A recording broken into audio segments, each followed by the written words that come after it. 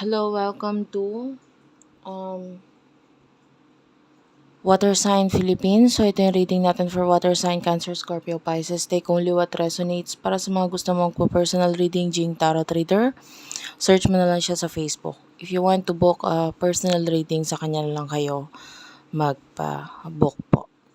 So, let's start your reading. What do we have here for the sign of Water sign, Cancer, Scorpio, and Pisces. This is love reading ha. Justice card is here. Dreams. And bottom of the deck is financial health. Water sign. Gusto ko tang tanungin if you are currently happy pagdating sa iyong status, sa iyong career, pagdating sa iyong goals. Na-meet mo ba yung goals mo? Are you happy with your work? Are you happy with the home na meron ka ngayon? You know, are you happy at na-manifest mo ba yung mga bagay na or nakuha mo ba yung mga bagay na minanifest mo in the past or before? Are you happy with that? Or if ever na nandyan ka na ngayon sa bagay na gusto mo noon, masaya ka ba ngayon? Ayun yung mga tanong. Why? You do have your financial health and truth. Now, lalo na with the truth and justice, kailangan mo kasing maging totoo sa sarili mo what you truly want, what your heart's desire. Ano ba talagang gusto ng puso mo? Ano ba talagang ipinapakita ng dreams mo? Yun nga.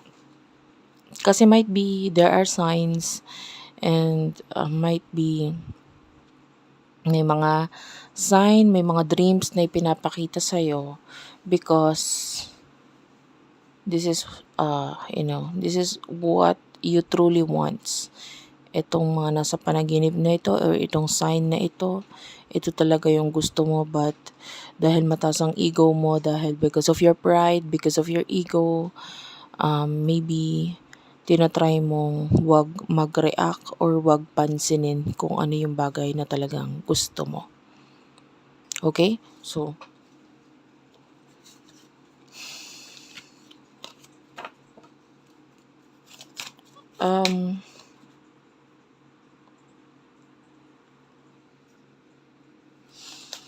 maybe you're focusing on money.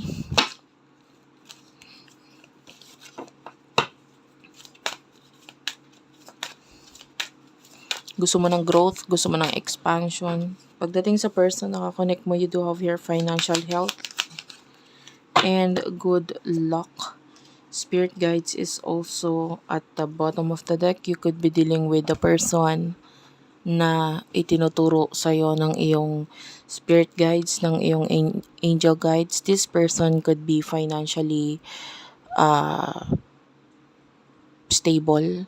This person with a good luck, nakikita natin a very positive person. Could be a friend, could be a person na parang kapatid ang turing mo sa kanya. Or maybe if there's fight sa inyong dalawa pag-aaway, could be it's for, pwedeng kasi ito yung makakabuti para sa'yo, kaya ipipilit niya or igigiit niya kung ano yung tingin niya makakabuti para sa'yo. Some of you, maybe there's challenges sa connection na ito. This person, pwede magkaiba kayo ng paniniwala or ng goals. But then, there's a lot of love here. Nakikita natin na maybe magkaiba din yung way ninyo ng pakikipag-connect sa ibang tao. Kung paano kayo mag-isip, kung paano kayo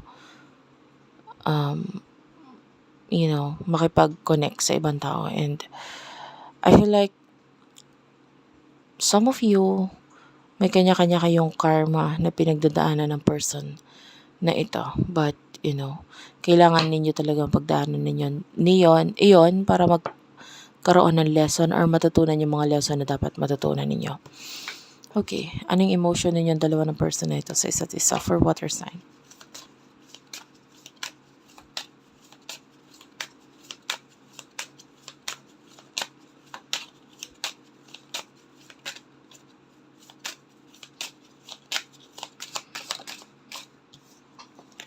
You do have your failure.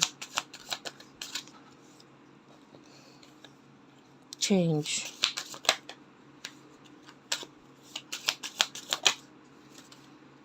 Success is here. And friendship. Yeah, you could be dealing with a friend. Doubt is at the bottom of the deck. Actually, the word here, doubt, pero nakalagay, I release the need to know all the answers. So, kung maalala mo kanina tayo sa reading na ito, ay sinimulan ko ang reading ng puro tanong. Puro tanong. Kasi yung advice para sa'yo, ikaw lang din ang makakasagot. Or ikaw lang din ang makakapag-advise sa sarili mo according sa kung ano yung isasagot mo doon sa mga tanong ko kanina. Because you do have your failure. There's this feeling na you do have a lot of failure in your life. You feel like may mga problema na na solusyonan mo or naging maayos sa'yo nung mabilis. But, I feel like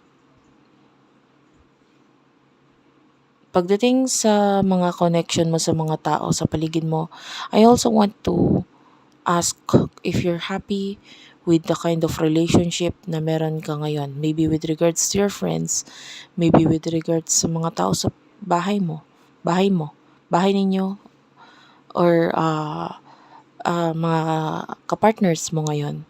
Are you really happy with them? Because if not, there's this need for change, no?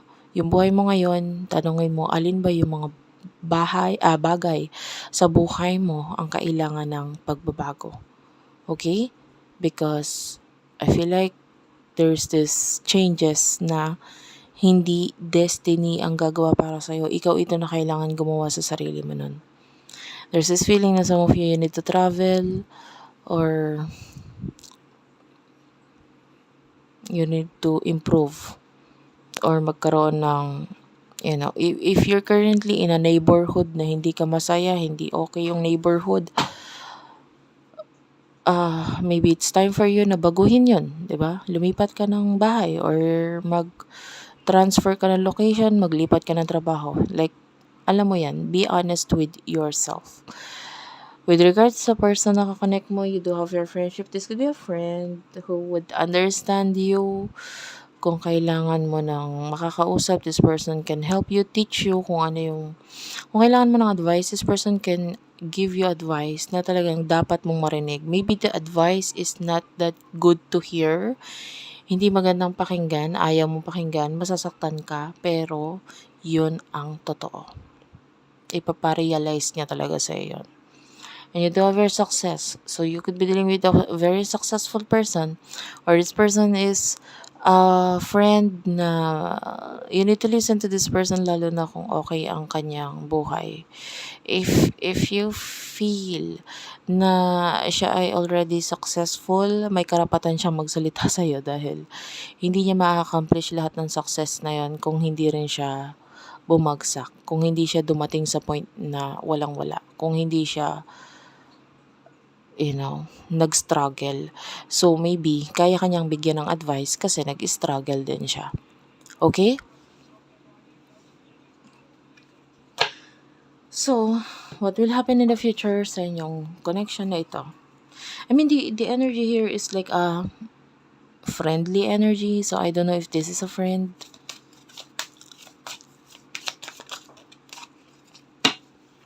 You do have your prosperity and clarity.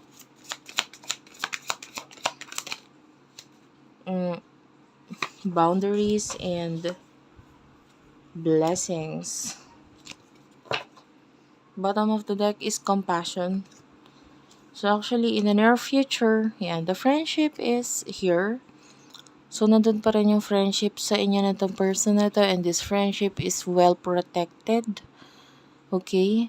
protected by spirit guides, by angel guides, and with the prosperity nakikita natin dito in the future na once na maging clear ka sa kung ano yung mga dapat mong baguhin sa buhay mo at nagkaroon ng pagbabago, there's this prosperity blessings na paparating sa'yo. Yan, yung iba sa inyo, if you feel like kailangan mo baguhin yung trabaho mo, career mo, and then ginawa mo yon, of course, magbubunga ito na maganda para sa'yo. And with the boundaries you do have here, I feel like if there's love na involved sa connection ninyo ng person na ito, and maybe this is a friend, okay, nakikita natin na pwedeng nandun yung boundaries pa rin sa connection, but I can still see that these boundaries will be a blessing in the near future para sa connection ninyo. Okay, so maybe you're dealing with a friend who is currently in a relationship, or maybe you are currently in a relationship, pero blessing. Why? Kasi might be hindi magiging, might be sa side ng person mo, hindi niya maa-accomplish lahat ng mga na-accomplish niya kung hindi siya dumaan sa taong ito. Maybe this is also a lesson na kailangan niyang madaanan. Maybe a karmic relationship para mas magkaroon ng maayos na connection sa inyo. Okay? Kumbaga hindi niya matututunan yung mga bagay na dapat niyang matutunan kung wala itong person na ito or kung ano itong boundaries na meron sa inyo. But I can still see the boundaries is still there. Pero yun nga, kasi may mga kailangan pang mangyari or growth na kailangan pang matutunan ang bawat isa sa inyo. Okay? So, thank you for watching. I love you all and bye-bye.